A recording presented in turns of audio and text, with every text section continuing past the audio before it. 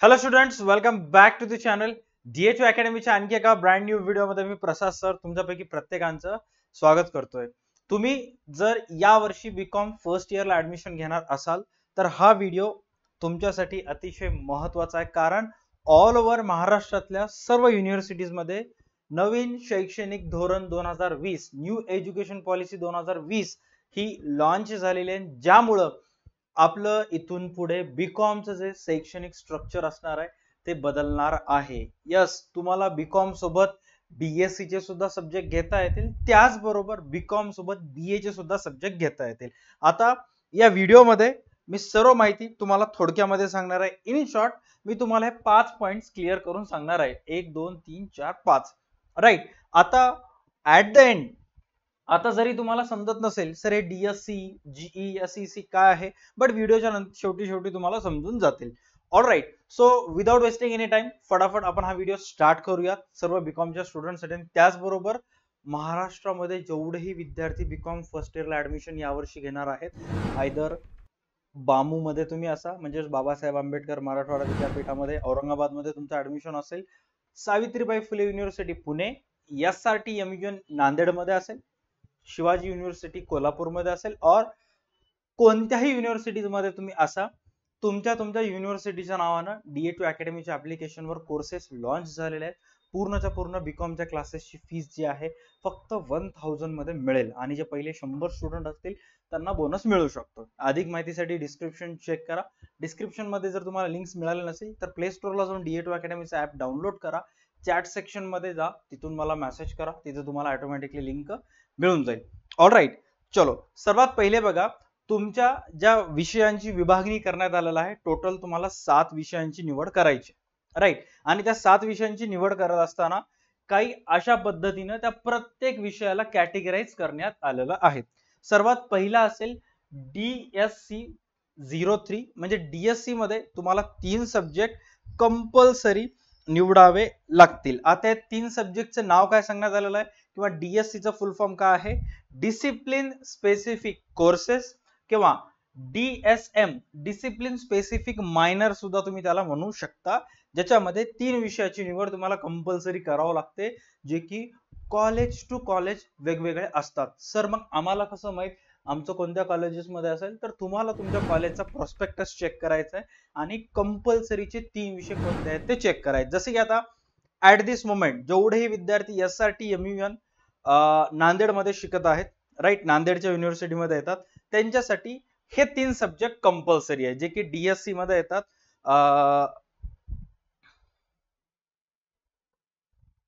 Financial accounting, just 1 second. हा, financial accounting, business economics आणि business statistics and mathematics. Right. हे 3 subject compulsory आहेत.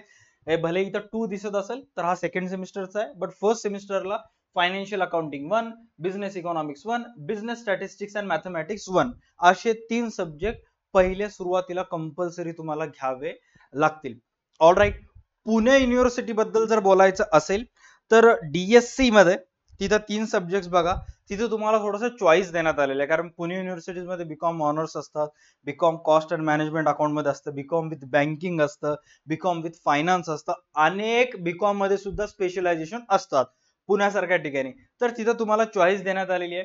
जसं की मी तुम्हाला सांगितलं होतं की DSC 1 मध्ये तुम्हाला काय निवडायचं आहे? फायनान्शियल अकाउंट निवडायचं आहे.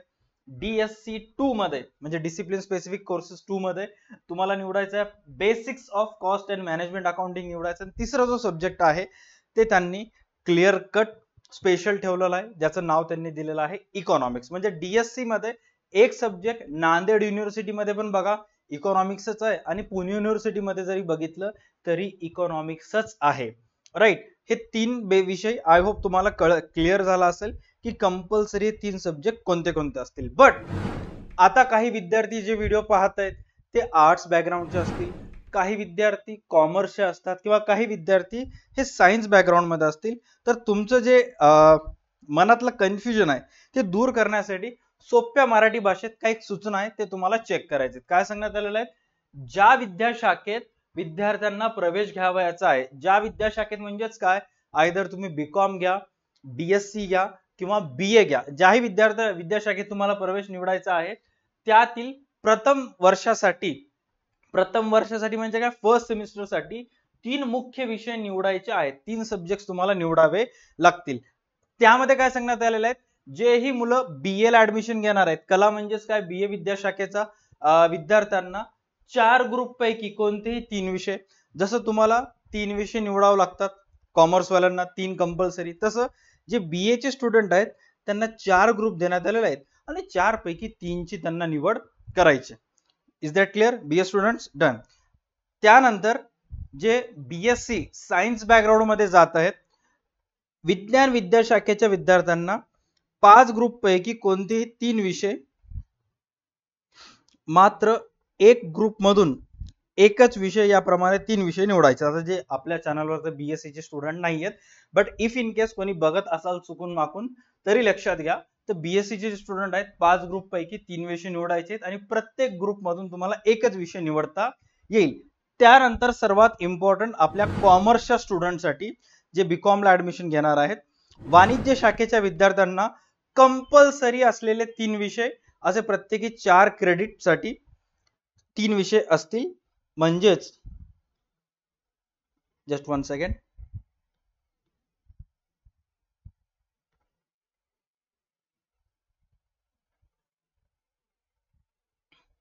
हा, जेवढेही स्टुडंट्स बीकॉमचे आहेत, नीट लक्षात घ्या, तुम्हाला कंपल्सरी 3 विषय निवडावं लागेल, जे की आता मी सांगितलं होतं डीएससी 3, तर ते प्रत्येक विषय 4 क्रेडिट साठी असेल. आता एक विषय 3 विषय घ्यायचे, एक विषय 4 क्रेडिटला, म्हणजे 4 त्रिकम 12, असे टोटल 12 क्रेडिट्स तुम्हाला झालेत. सर हे क्रेडिट्स काय भानगड आहे? Sorry for that. हे क्रेडिट्स काय भानगड आहे की जसं सीजीपीए असते, ग्रेड्स असते, राईट, त्या हिशोबाने तुम्हाला क्रेडिट्स देण्यात आलेले आहेत. तुमचं पेपर जो आहे ते तर पेपरनुसार मार्क तुम्हाला मिळतीलच, त्याबद्दल काहीच वाद नाहीये, बट क्रेडिट्स मॅटर करतात. आणि पहिला जो सेमिस्टर असेल, प्रत्येक वर्षीचं प्रत्येक सेमिस्टर 22 क्रेडिट साठी असेल. त्या 22 पैकी तुम्हाला किती क्रेडिट्स मिळतात ते इम्पॉर्टंट आहे. म्हणजे एक विषय जर पास केला तर 1 क्रेडिट. आता जास्त कन्फ्यूज न करता जर पुणे युनिव्हर्सिटीचं बघितलं तर किंवा नांदेड युनिव्हर्सिटीचं चेक करा, इथे हे जे 3 विषय देण्यात आलेले आहेत, राईट, 3 विषय कोणते कोणते? Financial accounting, business economics, business statistics and mathematics. तर हे 3 विषय बघा, फर्स्ट सेकंड थर्ड हे कंपल्सरी आहेत. प्रत्येकाचे जर क्रेडिट चेक केलं तर असे टोटल 12 क्रेडिट्स तुमचे व्हायलेत, राईट, 12 क्रेडिट्स व्हायलेत. सर तुम्ही तर म्हणलात 22 क्रेडिट्स, इथे तर फक्त 12 दाखवले, बाकी राहिलेले जे 10 क्रेडिट्स आहेत ते दुसऱ्या पेपरसाठी आहेत. ओके सर, कोणत्या कोणत्या पेपरसाठी काय काय आहेत चेक करूयात आपण बेसिक. चला, आता सर्वात महत्वाचं, जे की तुमच्यापैकी काही जण आपल्या इंस्टाग्राम पेजच्या रील्सला बघून फॉलो करून इथं आले असतील, कारण रील्स मध्ये मी ह्याच्याबद्दल सांगितलं होतं. ओके, आता नीट लक्षात घ्या की एक्झॅक्ट परिस्थितीमध्ये इथं थोडस एक यू टर्न आलेला आहे, आणि जेनरिक इलेक्ट्रिक हा जर सब्जेक्ट तुमचा चुकला तर सगळंच पाण्यात गेलं समजायचं, गेली म्हैस पाण्यात आपलं म्हणतात ना तसं. कारण हा जेनरिक इलेक्ट्रिक किंवा सॉरी जेनरिक इलेक्टिव्ह हा जो सब्जेक्ट आहे हा अतिशय महत्वाचा आहे. अगोदर काय होत होतं, बीकॉमच्या विद्यार्थ्यांना बीकॉमचे सब्जेक्ट दिले जायचे, बीए च्या विद्यार्थ्यांना बीए चे, आणि बीएससी च्या विद्यार्थ्यांना बीएससी चे सब्जेक्ट निवडावे लागत असायचे. बट आता जर तुम्ही बीकॉम ला असाल तर एक सब्जेक्ट तुम्हाला बीएससी चा किंवा बीए चा घ्यावा लागेल. सर बीकॉम वाल्यांनाच बीएससी बीएचे घ्यायचं आहे, जर बीए वाला असेल तर, जर तुम्ही बीए मध्ये असाल तर तुम्हाला एक सब्जेक्ट बीएससी चा किंवा एक सब्जेक्ट बीकॉम चा घ्यावा लागेल. आणि जर तुमचं ऍडमिशन बीएससी मध्ये असेल तर एक सब्जेक्ट बीए चा किंवा बीकॉम चा घ्यावा लागेल, राईट. सर आता आम्हाला कसं माहित, आम्ही तर कॉमर्स वाले आहोत, मग आम्हाला कोणते सब्जेक्ट घ्यावे लागतील? तर बघा, इथं काही लिस्ट मी काढून आणलेली आहे, जर तुम्ही चेक करत असाल. जर तुमच्यापैकी बीकॉम ला ऍडमिशन आहे तुमचा आणि तुम्हाला सायन्स मधलं एक सब्जेक्ट निवडायचा आहे, आता जसं BCom honours, BCom with banking असतं, तसं बीएससी जो आहे तो सुद्धा विविध स्पेशलायझेशन मध्ये होतो. जसं की बीएससी इन फिजिक्स असेल, बीएससी इन बॉटनी असेल, बीएससी इन मॅथमॅटिक्स असेल, असं बीएससी चे सुद्धा स्पेशलायझेशन असतात, राईट. तुम्हाला जेनेरिक इलेक्टिव्ह मध्ये या कोणत्याही ग्रुप मधला एक सब्जेक्ट निवडता येतो. जसं बीएससी कम्प्युटर सायन्स मधले असेल तर तुम्हाला डिजिटल लिटरसी हा कोर्स निवडावा लागेल. बट सर आम्ही कॉमर्स वाले, आम्हाला ह्या सगळ्याचं काय माहित कोणतं बेटर आहे कोणतं नाही, आणि फिजिक्स हे केमिस्ट्री झुलॉजी हे ह्यांच्यापासून सुटकारा मिळवण्यासाठी आम्ही कॉमर्स घेतलेला आहे. आणि आता बेसिक तर काही नाहीच आहे, मग दिमागात कसं जाईल सर? काहीतरी चांगला मार्ग सांगा ना. बेस्ट ऑप्शन आहे जेवढ्याही स्टुडंट्सला, बघा कॉमर्स मध्ये जे 2 स्टुडंट असतात, एक तर ते सीएससीएस सीएमए करणारे असतात, एक त्यांचा ग्रुप, एक ग्रुप असतो बँकिंग करणारा ग्रुप असतो, बँकिंग किंवा स्पर्धा परीक्षेची तयारी करणारा, एसएससी सीजीएल असेल, बँकिंग असेल, महावितरणच्या जागा असतील, नगरपालिकेत अकाउंटंटच्या जागा असतील, किंवा स्टाफ सिलेक्शन कमिशनची असेल, हे तयारी करणारा एक ग्रुप असतो. आणि एक ग्रुप असतो कॉमर्स घेऊन स्पर्धा परीक्षाची तयारी करणारा ग्रुप असतो, राईट. आता जर तुम्ही बीकॉम सोबत 12वी नंतर सीए करणार असाल, सीएस सीएमए करणार असाल, किंवा स्पर्धा परीक्षेची तयारी करणार असाल, स्पर्धा परीक्षा म्हणजेच काय की बँकिंग असेल जे मी आता सांगितलं होतं, राईट, एसएससी सीजीएल असेल, स्टाफ सर्व्हिस कमिशनची जागा असतील, ह्या सर्वांची तयारी करणार असाल तर तुमच्यासाठी बेस्ट ऑप्शन आहे. त्यातल्या त्यात बँकिंग आणि सीए फाउंडेशन करणाऱ्या विद्यार्थ्यांसाठी बेस्ट ऑप्शन आहे की सरळ सरळ फाउंडेशन ऑफ मॅथमॅटिक्स, जो मॅथमॅटिक्स बीएससी इन मॅथमॅटिक्स असतो ना, त्याचा foundation of mathematics, basics of algebra, ह्या दोन्ही पैकी फाउंडेशन ऑफ मॅथमॅटिक्स घेऊन टाकायचं. म्हणजे तुमचं पूर्ण 11वी 12वीचं बेसिक गणित कव्हर होईल. आणि तुमच्यापैकी सर्वांना बँकिंग मध्ये जे गणित आहे थोडंफार, सीए फाउंडेशनच्या पेपर मध्ये जो थोडंफार गणित आहे ते तुम्हाला तिकडचा अभ्यास केल्यामुळे हा सोपा जाईल, आणि इथला अभ्यास केल्यामुळे बँकेचे एक्झाम सोपे जातील. सर मी ऍडमिशन करताना इकॉनॉमिक्स घेतलंय जनरिक इलेक्टिव्ह मध्ये, किंवा बीएचा एखादा एक सब्जेक्ट घेतलेला आहे, किंवा सर मलाच माहित नाही कोणतं सब्जेक्ट आहे, तर आज उद्यामध्ये जुलैच्या पहिल्या 2 आठवड्यामध्ये जेव्हा तुमचं कॉलेज स्टार्ट होईल, कॉलेज स्टार्ट झाल्यानंतर कॉलेजमध्ये जायचंय, जेही आपले संबंधित वर्गामधील शिक्षक येतात ज्यांच्याजवळ हा विभाग दिलेला आहे सब्जेक्ट चेंज करायचा, त्यांना सांगायचं की सर मला जेनेरिक इलेक्टिव्ह मध्ये मॅथमॅटिक्स हा सब्जेक्ट निवडायचा आहे. यावर त्यांची प्रतिक्रिया येईल की बेटा त्या विषयासाठी आपल्याला शिक्षकच नाहीयेत शिकवणारे, नापास होतील. तर सरळ सरळ सांगायचं नाही सर, मी YouTube वर बघून स्टडी करून घेईन, तुम्ही मला फक्त ते विषय द्या. आणि मग जोही सिलेबस आहे तो काढायचा आहे, युट्यूबला सर्च करायचं, कोणाचे ना कोणाचे तुम्हाला व्हिडिओ मिळतात, याच्यामुळे तुम्हाला पुढे जाऊन फायदा होईल. तुमच्या कॉलेजमध्ये शिक्षक असतील, याचे तासिका होत असतील तर त्याच्यावर चांगली गोष्ट काहीच नाही, नसेल तर युट्यूब जिंदाबाद, युट्यूब वरून अभ्यास करू शकता. ऑलराईट, त्यामध्ये काहीच वाद नाहीये. आता राहिलं, जर तुमच्यापैकी काही जणांना बीकॉम करत एमपीएससी, यूपीएससी, राज्यसेवा अशी किंवा लोकसेवा असे पेपर द्यायचे, तर त्यांनी जनरिक इलेक्टिव्ह मध्ये सायन्स सब्जेक्टची निवड न करता ह्युमॅनिटीज, राईट, म्हणजेच काय आर्ट्सचे विषय निवडायचे. आता आर्ट्सचे कोणते कोणते विषय घेऊ शकता? एक मराठी, हिंदी, उर्दू किंवा इकॉनॉमिक्स घेऊ शकता. एक तर इकॉनॉमिक्स तुम्हाला डीएससी मध्ये कंपल्सरी आहे. एक गोष्ट लक्षात घ्या, इथं जे डीएससी चे आहे त्याच्यामध्ये तुम्हाला एक इकॉनॉमिक्स कंपल्सरी आहे. जनरिक इलेक्टिव्ह मध्ये जरी सुद्धा इकॉनॉमिक्स घेतलात म्हणजे विषय एकच, paper 2, mark double. But banking करत असाल तर घ्यायचं नाही. तुम्ही जर स्पर्धा परीक्षेची तयारी करणार असाल तर जेनेरिक इलेक्टिव्ह मध्ये एक सब्जेक्ट जो आहे तो ह्युमॅनिटीजचा घेऊ शकता, किंवा पब्लिक ऍडमिनिस्ट्रेशन, लोक प्रशासनचा ई ऍडमिनिस्ट्रेशन घेऊ शकता, फिलॉसॉफी, हिस्ट्री, पॉलिटिकल सायन्स, जसं बीकॉम विथ बँकिंग असतं, राईट, बीकॉम विथ ऑनर्स असतं, तसंच आर्ट्स मध्ये सुद्धा प्रकार असतात. बीए इन अर्थशास्त्र, BA in Sanskrit, BA in राज्यशास्त्र, हे सगळे त्याचे विषय आहेत. निवडायचं कोणतं? तर जेही तुम्हाला 4 पैकी योग्य वाटेल. इकॉनॉमिक्स तर ऑलरेडी आहे, ऑलरेडी डबल डबल तेच शिकून काय कामाचं, या 4 पैकी कोणत्याही एकाची निवड तुम्ही करू शकता. जनरिक इलेक्टिव्ह क्लिअर झालं. सर मी सायन्स मधून आहे, माझं ऍडमिशन बीएससी ला आहे, बट मला जनरिक इलेक्टिव्ह मध्ये बीए चे कोणते कोणते सब्जेक्ट घ्यावे लागतात? जर तुम्ही आर्ट्स मध्ये सायन्स मध्ये तुमचं ऍडमिशन असेल तर जनरिक इलेक्टिव्ह मध्ये बीए चे सुद्धा हेच सब्जेक्ट आहेत. नाही सर, माझं ऍडमिशन 12वी नंतर बीएससी ला केलेलं आहे, बट मला जनरिक इलेक्टिव्ह मध्ये कॉमर्सचा सब्जेक्ट पाहिजे, तर त्याच्यासाठी अकाउंटिंग फॉर ऑल हा एक सब्जेक्ट आहे. चेक करा.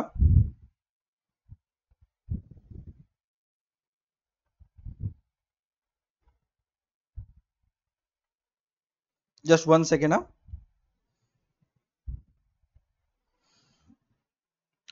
तुम्हाला आता हे जे माझ्याजवळ पीडीएफ आहेत हे सर्व पीडीएफ बीकॉमचे सब्जेक्टचे आहेत. तुम्हाला जर बीकॉमचे जनरिक इलेक्टिव्ह पाहायचे असतील तर तुम्हाला बीएससीचा सिलेबस चेक करावा लागेल आणि बीएससीचा पीडीएफ डाउनलोड करावा लागेल. तुम्ही एक वेळेस बीएससीचा पीडीएफ डाउनलोड करा. तिथे जेनेरिक इलेक्टिव्ह मध्ये तुम्हाला अकाउंटिंग फॉर ऑल दिसेल. म्हणजे जर तुम्ही बीएससीचे असाल, सायन्स बॅकग्राऊंड मध्ये असाल, तुम्हाला जेनरिक इलेक्टिव्ह मध्ये एक विषय कॉमर्सचा निवडायचा असेल तर अकाउंटिंग फॉर ऑल हा विषय निवडू शकता. राईट. आता इथं काय सांगण्यात आलेलं आहे चेक करा. दुसरं पॉइंट सर्वात महत्वाचं जे आतापर्यंत सांगितलं त्याचं थोडक्यात एक्सप्लेनेशन.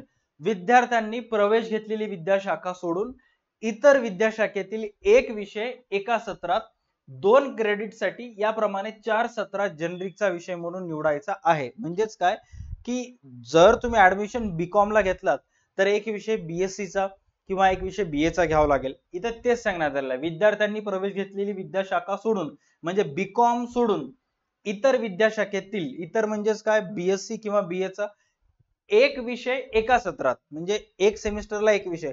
सर असं पॉसिबल आहे का फर्स्ट सेमिस्टर मध्ये मी जर जनरिक इलेक्टिव्ह बीएचा घेतला तर सेकंड सेमिस्टर मध्ये एक सब्जेक्ट जनरिक इलेक्टिव्ह बीएससी चा घेऊ शकतो का?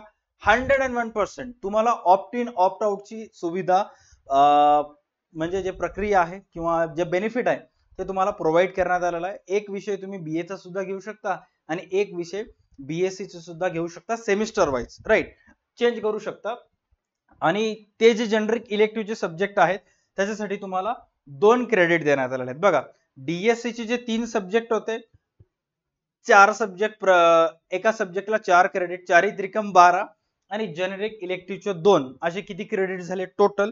सर टोटल क्रेडिट झाले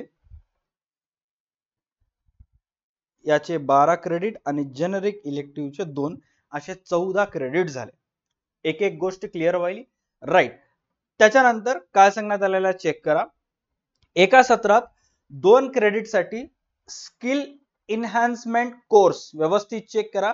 स्किल इन्हान्समेंट कोर्स असेल हा कोर्स विद्यार्थ्यांनी प्रवेश घेतलेल्या विद्याशाखेतील कोणत्याही एका विषयातील निवडता येतील. बघा डीएससी मध्ये त्यांनी कंपल्सरी 3 सब्जेक्ट घ्यायला सांगितले होते. जेनेरिक इलेक्टिव्ह मध्ये एक सब्जेक्ट होता जो की ऑदर फील्डचा होता, ऑदर ह्याच्यातला होता, शाखेतला होता. आता स्किल इन्हान्समेंट कोर्स एक त्यांनी तुमच्या पुढे प्रेझेंट करत आहेत ज्याच्यामध्ये तुम्हाला कोणत्याही एका विषयातील निवड करता येतील. म्हणजेच काय तुम्हाला त्याच पर्टिक्युलर बीकॉमचेच काही ऑप्शन सब्जेक्ट असतात त्यातूनच एका विषयाची तुम्हाला निवड करता येते. सर आता हे स्किल इन्हान्समेंट कोर्स याच्यामध्ये कोणते कोणते विषय असतात? बघा नांदेड युनिव्हर्सिटी मध्ये जर पाहायला गेलं तर स्किल इन्हान्समेंट कोर्स जो की एक प्रॅक्टिकल कोर्स आहे, प्रॅक्टिकल पेपर्स असतो, त्याचा थिअरी पेपर नसतो. राईट. तो एक प्रॅक्टिकल पेपर असतो, थिअरी त्याचा नसतात जिथपर्यंत मला माहित आहे. बट कॉलेजमध्ये काही केसेस घेऊ शकतात. ओके. पुणे युनिव्हर्सिटीमध्ये तर हा प्रॅक्टिकल आहे. तर आता स्किल इन्हान्समेंट कोर्स मध्ये तुम्हाला एक सब्जेक्ट आहे कम्प्युटराइज अकाउंटिंग नांदेड युनिव्हर्सिटीज मध्ये किंवा सेल्समॅनशिप स्किल्स किंवा युजीसी मध्ये वेकेशनल कोर्सेस काय असतात ते सब्जेक्ट तुम्हाला घ्यावं लागतात. राईट. Depend upon university. जर पुणे युनिव्हर्सिटी जर पाहायला गेलं तर स्किल इन्हान्समेंट कोर्स मध्ये बिझनेस अकाउंटिंग नावाचा एक कोर्स त्यांनी दिलेला आहे. बिझनेस अकाउंटिंग नावाचा एक कोर्स दिलेला आहे. याचे पेपर्स अवघड नसतात, थिअरी असते. जसं एसपीचा ओसीचा अभ्यास करत होता तसं एक्झामच्या एक महिना 1.5 महिना अगोदर जरी अभ्यास केला ऑटोमॅटिक निघून जातात. राईट. आता याच्यासाठी तुम्हाला किती क्रेडिट्स देण्यात आलेले आहेत? तर स्किल एनहान्समेंट कोर्स साठी तुम्हाला 2 क्रेडिट्स देण्यात आलेले आहेत. हे तेवढं जास्त काही अवघड नाहीये. हे इथं क्लिअर झालं. विषयाचे नाव सुद्धा मी तुम्हाला सांगितलं. टोटल किती क्रेडिट झाले? आता इथं 16 क्रेडिट झाले. एकूण किती क्रेडिट्स आहेत? 22 पैकी 16 झाले. त्याच्यानंतर नेक्स्ट चेक करा. इथं काय सांगण्यात आलेलं आहे? Ability enhancement course. Ability enhancement course म्हणजेच काय? एका सत्रात 2 क्रेडिट साठी याप्रमाणे 4 सत्रात ॲबिलिटी एनहान्समेंट कोर्स अंतर्गत इंग्रजी हा विषय सर्व विद्याशाखेतील विद्यार्थ्यांसाठी अनिवार्य आहे. जसं 12वीला इंग्लिश भाषा विषय हा कंपल्सरी होता, तसंच ग्रॅज्युएशनला सुद्धा असतं. आणि ॲबिलिटी इन्हान्समेंट कोर्स या अंतर्गत तुम्हाला इंग्रजी हा विषय कंपल्सरी असेल. आता इंग्लिशमध्ये काय असेल, पॅसेज वगैरे तुम्हाला काही येत नाही, चॅप्टर व्यवस्थित वाचायचं, क्वेश्चन असेल. जसं सेम गोष्टी तुम्ही 12th मध्ये असताना तुम्ही शेवटचा जो नॉवेल सेक्शन होता तिथं फॉलो करत होता, तशा प्रकारचे क्वेश्चन्स असतात. विदाउट पॅसेज तुम्हाला स्वतः अभ्यास करून लिहावं लागेल. आणि काही 12th ग्रामरचा सुद्धा पार्ट तिने इम्पोर्ट केलेला आहे, जसं की डायरेक्ट इनडायरेक्ट असेल, ग्रामर असेल, टेन्स असेल, काही बेसिक गोष्टी असतात. प्रत्येक युनिव्हर्सिटीचा सिलेबस चेंज असतो. कॉलेजमध्ये 2-3 लेक्चर जरी केलं तर सर्व गोष्टी तुमच्या कंट्रोलमध्ये असतील. ओके, एका सत्रात 2 क्रेडिटसाठी ॲबिलिटी इन्हान्समेंट कोर्स अंतर्गत इंग्रजी हा विषय कंपल्सरी करण्यात आलेला आहे. त्याचबरोबर इंग्लिश सोबत आणखी एक विषय तुम्हाला निवडावा लागेल. बघा, ॲबिलिटी इन्हान्समेंट कोर्स मध्ये बघितलात, पुणे युनिव्हर्सिटीमध्ये इंग्लिश 1 कंपल्सरी आहे. Ability enhancement course English compulsory आहे. आणि नांदेड युनिव्हर्सिटी जर मध्ये बघितलं तर नांदेड युनिव्हर्सिटीमध्ये सुद्धा कंपल्सरी इंग्लिश आहे.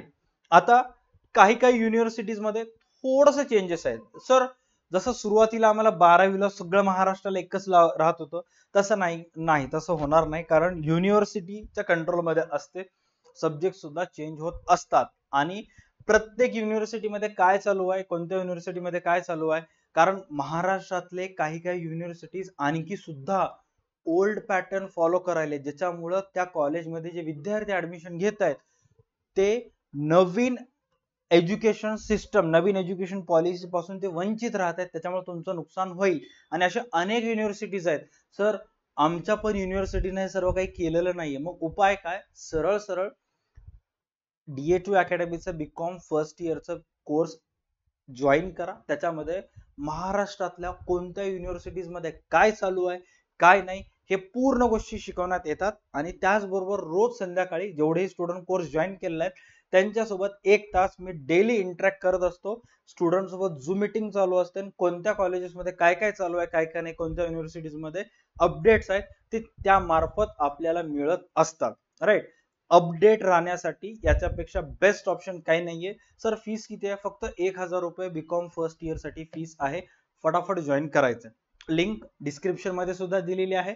तिथं जर मिळाली नसेल तर ऍप्लिकेशन डाउनलोड करा, चॅट सेक्शन मध्ये या, तिथे येऊन मेसेज करा BCom first year BAMU university, BCom second year किंवा BCom first year first sem Nanded university. मग तिथे मी तुम्हाला कोर्सची लिंक टाकेन. चुपचाप ते कोर्स परचेस करायचं, मधले व्हिडिओज पाहायला स्टार्ट करायचं आणि रोज संध्याकाळी होणारा लाईव्ह सेशन अटेंड करायचं.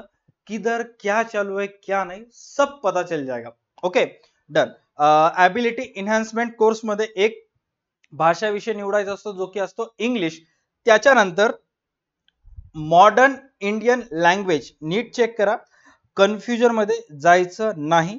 बघा, ॲबिलिटी इन्हान्समेंट कोर्स मध्ये एक कंपल्सरी निवडावं लागेल तुम्हाला, कंपल्सरी इंग्लिशचा.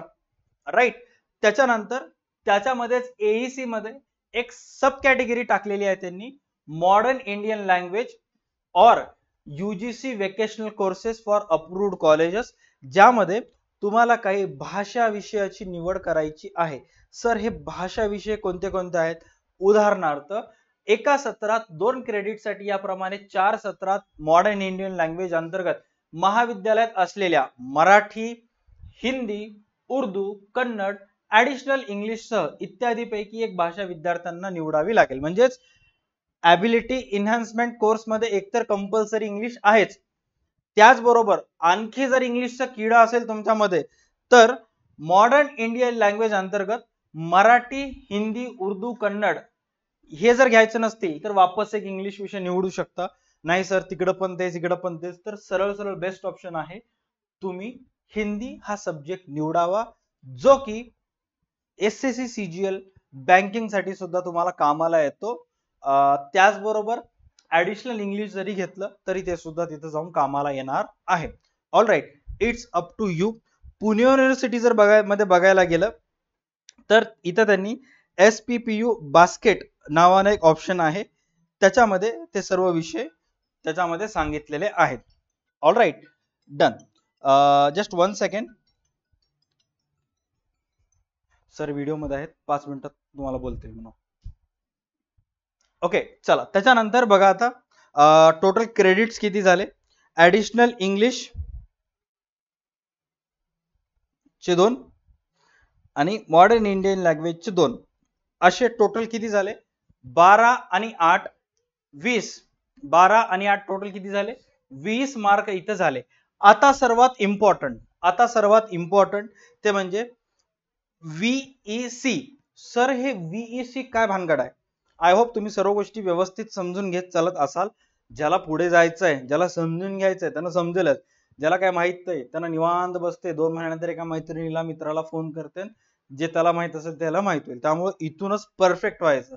आणि एक गोष्ट विद्यार्थ्यांची खटकत असते की जेवढं 12वीला त्यांच्या अंगामध्ये जे एकदम एक्साइटमेंट असते किंवा हा हे काय चालू आहे, हा ते काय चालू आहे, तुमच्या ट्युशन मध्ये काय, आपल्या क्लासेस मध्ये काय, असं जे नवनवीन माहिती घ्यायचं जे हे किड असते अंगामध्ये, ते डिग्रीला कमी होते. आळशील होऊन जातं, सुस्त होऊन जातं. आताही बघा ना, व्हिडिओ चालू आहे, निवांत बसल्या तर तुलाच म्हणायला उठ.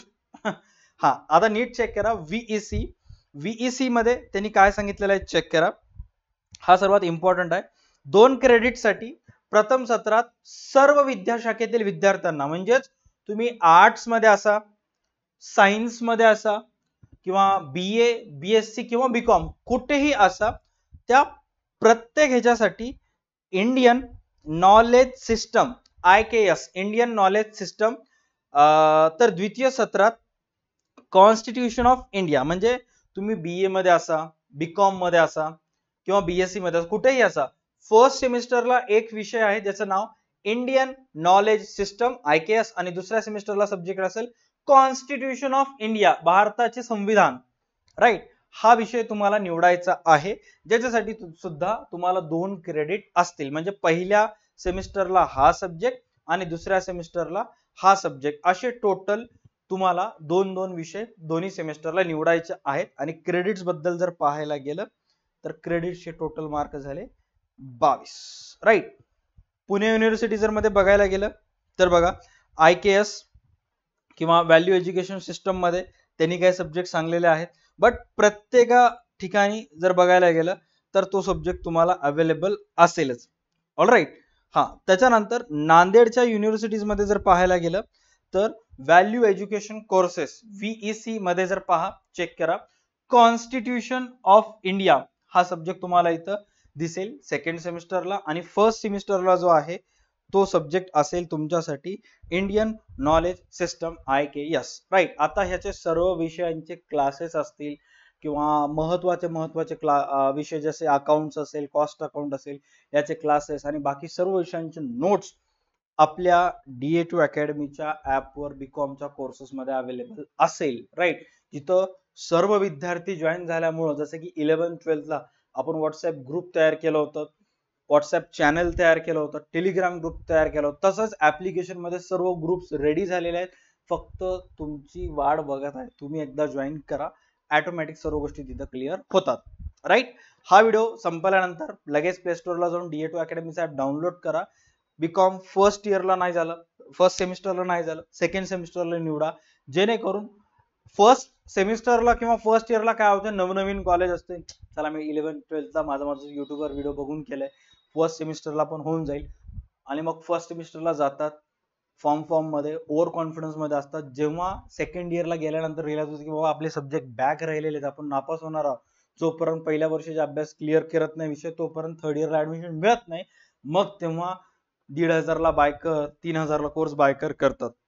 कारण इथं जीवावर आला असतं ना, त्यामुळे सुरुवातीपासूनच व्यवस्थित जर अभ्यास करत गेलं तर सर्व गोष्टी तुमच्या कंट्रोलमध्ये येतात. आय होप हा व्हिडिओ तुम्हाला समजला असेल.